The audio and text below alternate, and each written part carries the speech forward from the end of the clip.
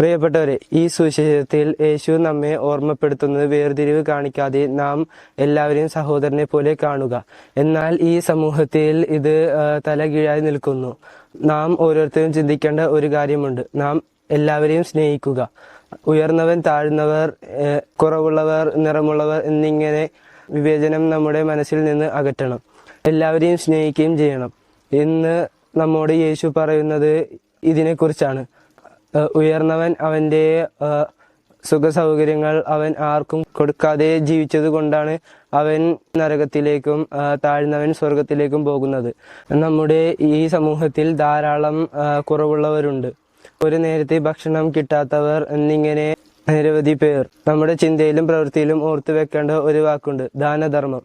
ഈ നോമ്പുകാലത്ത് നമുക്ക് അധികമായിട്ടുള്ള എന്തും നമ്മുടെ സമ്പാദ്യമായിരിക്കട്ടെ, കഴിവായിരിക്കട്ടെ, മറ്റുള്ളവർക്ക് പകർന്ന് നൽകണമെന്ന മനസ്സോടെ നമുക്ക് ഈ നോമ്പുകാലം ഭക്തിയോടെ ആയിരിക്കാം. ദൈവം നമ്മെ അനുഗ്രഹിക്കട്ടെ.